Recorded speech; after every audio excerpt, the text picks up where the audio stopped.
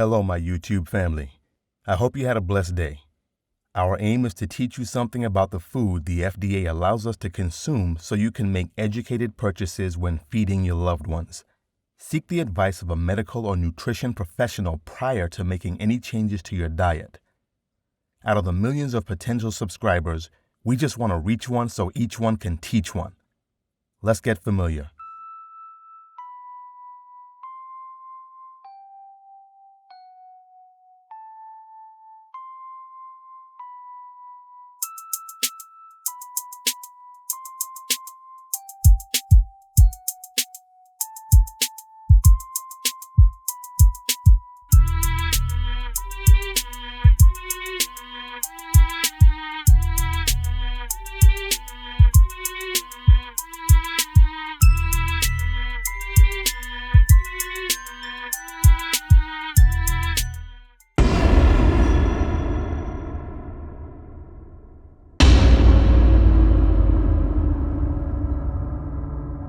Field roast Mexican Chipotle vegetarian sausages. Now, on this channel, we've talked about meatless burgers and ground quite a bit. What we have yet to discuss is the plethora of meatless hot dogs or sausages. When I was experimenting with this, I looked for the one I could find that had the least amount of weird ingredients. Let me tell you, these are very good. At one time, this was our go-to sausages. It's spicy, but seems to have a lot of grease. But it was just good. One of the issues with this is the sodium content. More on that later.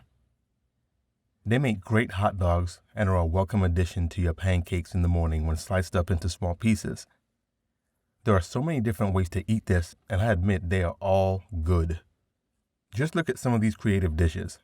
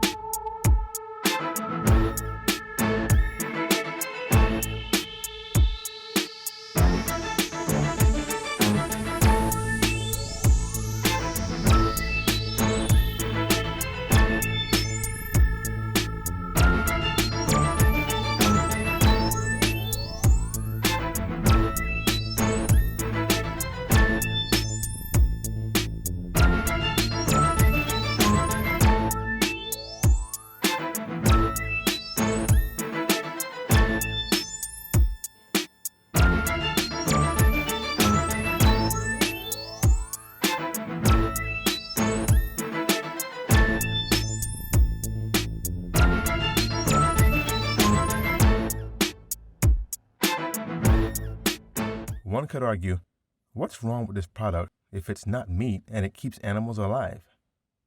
Well, let's dig a little deeper.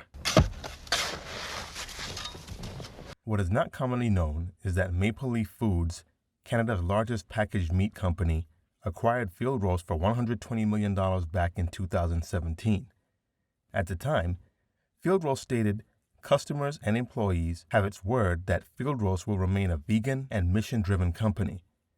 The company vowed to maintain its Vegan Society certification status, only sponsor vegan events, ensure all sampling products, condiments, etc. are vegan, maintain a vegan social media presence, source only vegan office materials and supplies, and continue to support causes that align with Field Roast's vegan mission. Time will tell. So let's take a closer look at these ingredients. Most of them appear to be safe, but let's review some of the questionable ones. Vital wheat gluten. Vital wheat gluten is also known as seitan. Seitan is a popular vegan meat substitute made entirely out of hydrated gluten, the main protein found in wheat. It is still a nutritious food that is high in protein and minerals while low in carbs and fat. It contains roughly the same amount of protein as animal meat, and it's a good source of several minerals. It's also low in carbohydrates and fats. Seitan is high in protein. However, it's an incomplete protein source, as it contains very little lysine, an essential amino acid. Seitan is nutritious, but it's still a highly processed food and should be consumed in moderation. Seitan must be avoided by anyone who cannot tolerate wheat or gluten.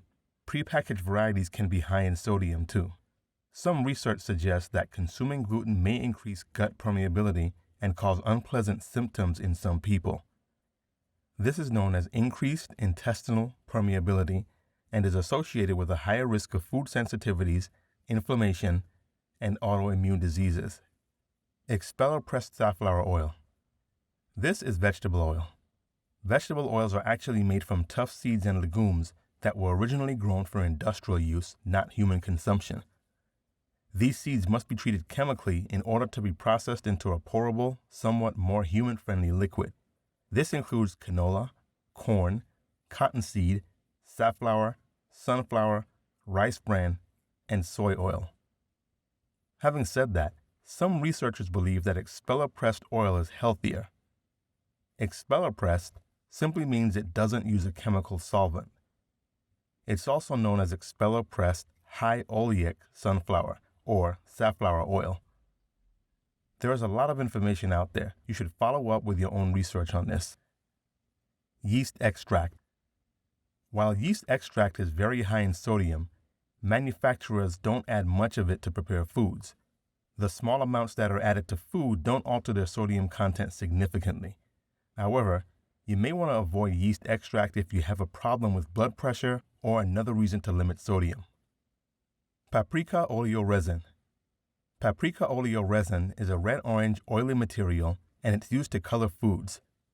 It also has a slight odor. It's extracted from the common sweet red pepper. Because it is derived from natural food sources, it is exempt from Food and Drug Administration certification for food colorants. However, to make paprika oleoresin, the peppers are harvested and dried.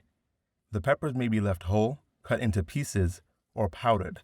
Then a solvent is percolated through the peppers. The solvent can be any one or a combination of the following: acetone, ethyl alcohol, ethylene dichloride, hexane, isopropyl alcohol, methyl alcohol, methylene chloride, or trichloroethylene. The solvent is then removed, leaving the paprika oleoresin.